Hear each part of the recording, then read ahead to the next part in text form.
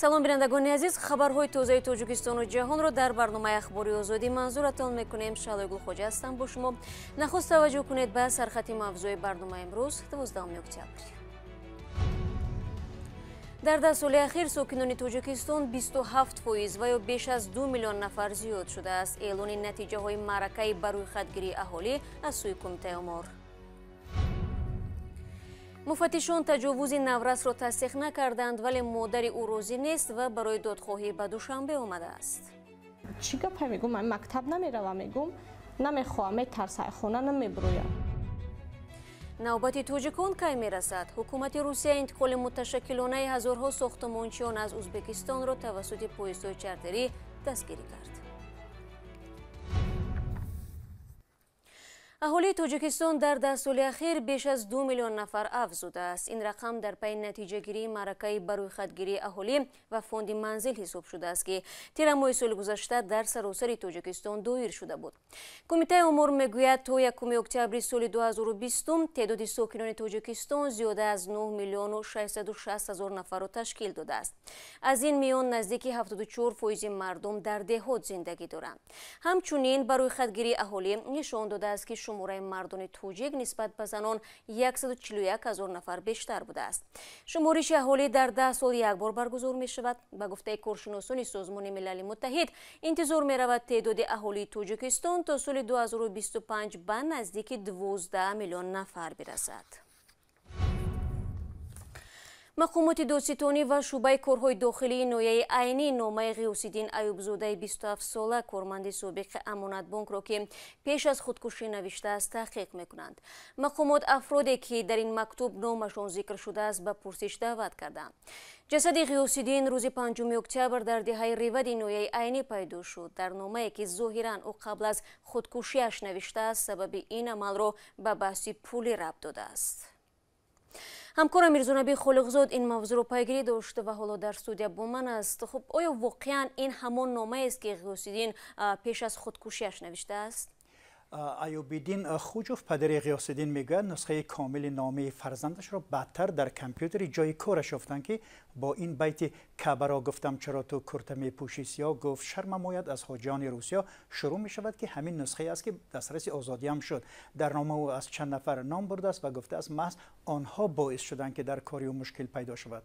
мулло Насим Носиров, сардори шӯъбаи корҳои дохилии ноҳияи айнӣ, ҳамин рӯз 12 октябр ба радиои Озодӣ гуфт, ки номи афроде, ки дар номаи Ғиёсиддин Айюбзода зикр шудааст, барои пурсиш даъват шуданд. вай афзуд, ки санҷиш тоза шурӯъ шудааст, вале ҳоло нисбати ин ҳодиса парванда боз нашудааст. ва падари Ғиёсиддин ба радиои Озодӣ гуфт, субҳи рӯзи 11 октябр ба додистоне даъват шуда буд ва аз ӯ дар бораи қарзи Ғиёсиддин ва вазъи зиндагиаш суол карданд. Ғиёсиддин Айюбзода дар номаш, ки бо имзои Ғиёси Ревадӣ навиштааст, мегӯяд, ман 2 сол пеш ба маблағи 150 ҳазор сомонӣ маблағ аз Амонатбонк гирифтам ва ин маблағро намедонам ки дуздидааст.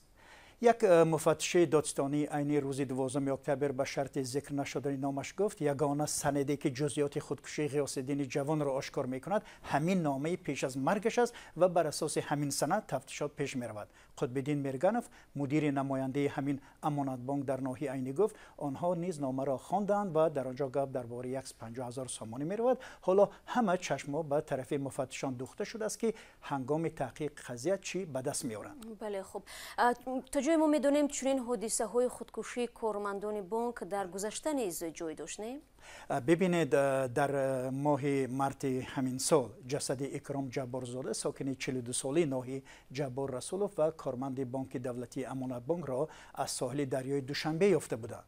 мақомот он замон гуфтанд ӯ худкушӣ кардааст, аммо наздикона шубҳа доштанд, вале суоли аслӣ ҳамчунон беҷавоб боқӣ мемонад ва мақомоти тафтишот асли қазияро рӯшан намекунанд ва маълум намешавад дар ҳодисаҳои худкушии кормандони бонкҳо сабаби аслӣ чӣ аст.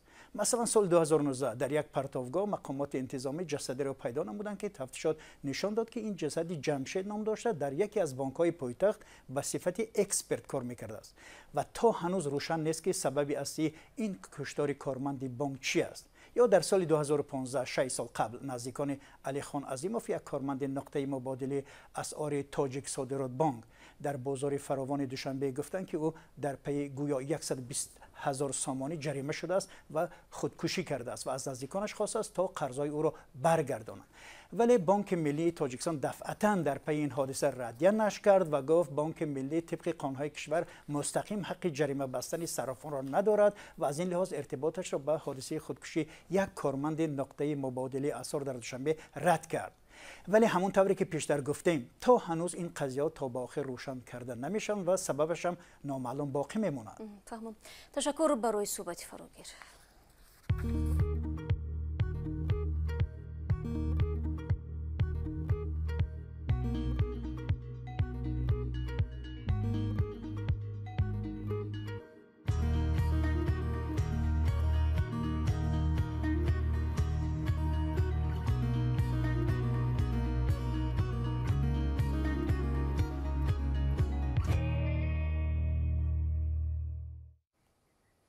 برنامه اخباری озодӣ رو ادامه میدیم.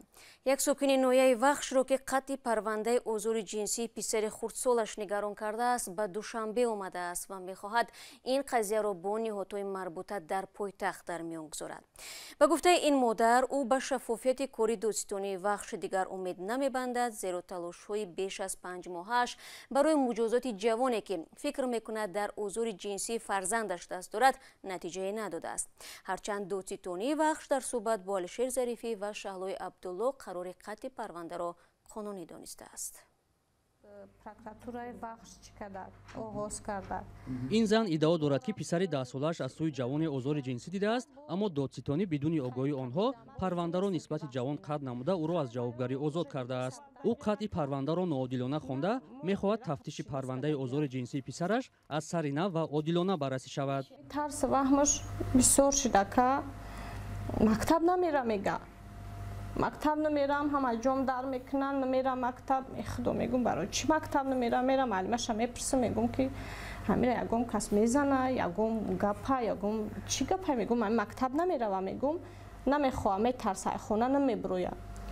бо дар шави хобашам яканак сухта карде, яканак сухта кард, бихай бурум дод зада мехезанам, хай мешина мехеза, хобаш чишмош пушидаги гирия дора гуфтеста. додситони вахш дар қарори худ оид ба қатъи парванда нисбати ҷавони айбдоршаванда хулосаи чанд ташхисро дар нисбати ноболиғ зикр карда, иттиҳомот алайҳи ҷавонро исбот нашуда арзёбӣ кардааст. дар нусхаи ин қарор айбдоршаванда ҳангоми нишондод худро бегуноҳ донистааст. вале модари ноболиғ мегӯяд ӯро ба ҷузъиёти парванда шинос накардаанд ва танҳо дар даст як нусха аз қарори додситони вахшро оид ба қатъи парвандаи айбдоршаванда дорад. ба иттилои додситони ноҳияи вахш дар пайи шикояти модари ноболиғ нисбати ҷавон ҳудуди 2 моҳ дар боздоштгоҳ нигаҳдорӣ мешуд, аммо бино бар исбот наёфтани ваҷҳо аз ҷавобгарии ҷиноӣ раҳо шудааст. ҷавоне ки ба озори ҷинсӣ хонандаи синфи 3 айбдор мешуд ва акнун парвандааш қатъ шуд, 23 сол дошта, ӯ низ сокини ноҳияи вахш аст. ӯ ба тамосҳои ба такрори мо посух надод, аммо хешовандонаш гуфтанд ин ҷавон ҳеҷ гуноҳе надорад, зеро тамоми шикоятҳои модари ноболиғ дар мақомот тасдиқи худро наёфтанд. дар ҳамин ҳол адвокати ноболиғ зимни як тамоси телефонӣ гуфт тафтиши парвандаи зерҳимояаш мунсифона сурат нагирифтааст ва дар шаффофияти натиҷаҳои 2 ташхис низ шубҳа дорад. модари ноболиғ пас аз он ки талошҳояш барои додхоҳӣ дар вилояти хатлон бенатиҷа боқӣ мемонад, ба нишони норозигӣ ба вазорати умури дохилӣ ва кумитаи кор бо занон ба душанбе омадааст. мегӯяд ба ӯ ваъдаи расидагӣ ба қазияи озори ҷинсии писарашро доданд ва талошҳояшро барои муҷозоти ҷавон идома хоҳад дод. солҳои охир хабарҳо аз озори ҷинсии ноболиғон бештар расонавӣ мешаванд. қазияи таҷовуз ба номуси духтари 12-сола аз сӯи марди 32-сола дар ҳисор аз мавзӯъҳои пурбаҳс дар расонаву шабакаҳои иҷтимоӣ буд. мавзӯъ замоне доғ ва ба танқидҳои сахти ҷомеаи маданӣ рӯбарӯ шуд ки додгоҳи ҳисор гумонбарро аввал ба 5 соли зиндон маҳкум карда, сипас бар асоси қонуни афв аз толори додгоҳ ҷавоб доданд.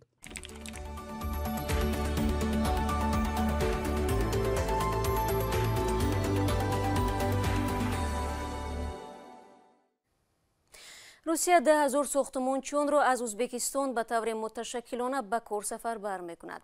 ҳукумати ин кишвар лоиҳаи озмоишии ҷалби коргарони хориҷиро тасдиқ кардааст. дар ин бора дар сомонаи маълумоти ҳуқуқии русия зикр шудааст. ҳамаи муҳоҷирон бо ваксинаи спутник лайт моякӯбӣ ва то ба назди ширкатҳои аз қабл муайяншуда расонда мешаванд. ҳафтаи гузашта Никита Стасишин, муовини вазири сохтмони Русия, гуфт ба эҳтимоли зиёд интиқоли озмоишии муҳоҷирони узбек ба сохтмонҳои ин кишвар то охири ҳамин моҳ шурӯъ мешавад. қаблан ин ниҳод бо Узбекистон барои тавассути поездҳои чартерӣ бурдани коргарон ба мувофиқа расида буданд. тибқи иттилои расмӣ, танҳо дар Москав ба 200,000 дасти корӣ ниёз боқӣ мемонад. ҳанӯз маълум нест ки мақомоти рус барои бурдани муҳоҷирони тоҷик низ тавассути поездҳои чартерӣ иқдом хоҳанд кард ё не. Антонио Гутерреш, дабири кулли Созмони Милали Муттаҳид, рӯзи душанбе зимни суҳбат бо хабарнигорон аз Толибон хост ҳуқуқи бунёдии занону духтарон, аз ҷумла ҳаққи таҳсилу кору муроот кунанд. Рамшо Шифо, як овозхони афғони муқими Амрико ки аз замони тифлӣ ҷабри Толибонро кашидааст, мегӯяд умедвор аст ояндаи занони кишвараш хуб мешавад, аммо на дар аҳди Толибон. Рамшо Шифо ки волидонашро дар 2-солагиаш Толибон куштанд ва баъди ранҷу азоби зиёд ба Амрико расида ва дар артиш ҳам хидмат кардааст, дар бораи вазъи занони афғон ва зиндагии худаш ба ҳамкорам Хиромон Бақозода қисса кард ва пораи аз гуфтугӯи онҳоро бо ҳам мебинем. ҳоло бо ин вазъияте ки ҳаст, мақоми занҳо ва духтарҳоро шумо дар Афғонистон чӣ гуна пешбинӣ мекунед؟ با آمدن طالبا فعالیت‌های زنا، فعالیت‌های هنری، فعالیت‌های ورزشی، فعالیت‌های اجتماعی به طور کلی از بین رفته و من شخصا نمی‌دانم که آیا زنای افغان تحت حکومت طالبا آینده هم خواهد داشتن، چون تحت حکومت طالبا زنا باید به مو روال مفکوری پوسیده طالبا که فقط باید خانه نشینی کنن و بچه داری بکنن و بچه به دنیا بیارن. من واقعا آرزوی سلامتی و آرزوی یک آینده بهتری برای زنهای افغانستان تحت حکومت طالبان میکنم. ولی خیلی سخت است، پیشبینیش خیلی سخت است. یک سوال دارم. عکستون با صدرالدین نجمیدین دیدم و فکر کردم که شاید با هنرمندان تاجیک هم کدام، چون با اندی هم الکی یک ترانه خودتونه همراه اجرا کردید، نصفش پشتو بود متنش، نصفش فارسی و اجرای خیلی خوب بود. با هنرمندان تاجیک هم همکاری برپا کرده اید یا میکنید یا شاید کدام نقشه برای سفری هنری به تاجیکستان کشیده اید الکی؟ من حقیقتش خودم خیلی خوشبخت احساس میکنم که در خیلی وقت کم با هنرپیشه های خیلی معروف کشورهای همسایه ما همکاری هنری داشتیم. از جمله که امیال ذکر کردین آقای اندی با آقای صدرالدین یک تور اروپا داشتیم که خیلی موفق بود. با خانم شبنم جان ثریا یک کنسرت در داخل تاجیکستان داشتیم. خیلی دوستشان دارم، خیلی علاقمند بزرگ هنر و صدایشان هستم و چرا در آینده هم خیلی دوست دارم که همکاری‌های بیشتری داشته باشیم. یعنی شما لکه در تاجیکستان بودید با سفر هنری؟ بله ما در سال 2016 که البته تازه به هنر رو آورده بودم، با خانم شبنم ثریا یک برنامه نوروز داشتیم. мусоҳибаи ҳамкорамон Хиромон Бақозода бо овозхони афғони муқими Амрико Рамшо Шифоро дар шакли муфассал дар сомонаи радиои Озодӣ ва саҳифаи мо дар шабакаи YouTube Озодӣ видео метавонед бубинед. Мунтахаби Олмон аввалин шуда ба ҷоми ҷаҳонии футбол 2022 дар Қатар ро хат гирифта. Тими миллии футболи Олмон аввалин дастаи сайёра шуд ки ба финали ҷоми ҷаҳон 2022 дар Қатар ро хат гирифт. Шогирдони Ҳанс Дитер Флик дар бозии даври ҳаштуми марҳилаи интихобии ҷоми ҷаҳон 2022 дар меҳмонӣ бар дастаи мунтахаби Македонияи Шимолӣ бо ҳисоби 4-0 ғолиб омаданд ва барои тимҳои гурӯҳи Ҷ дастнӯрас шуданд. Ҳамзамон дар бозиҳои дигари ин гурӯҳ мунтахаби Руминия бар тими миллии Арманистон бо ҳисоби 1-0 ва дастаи Исландия бар мунтахаби Лихтенштейн бо ҳисоби 4-0 пирӯз гаштанд. бинандагони азиз, вақти барномаи ахбори озодӣ инҷо ба поён мерасад. фаромӯш накунед ки фардо шуморо дар барномаи сархати рӯйдодҳо мунтазир хоҳам буд. худро эҳтиёт кунед ва худо нигаҳдори ҳар як шумо.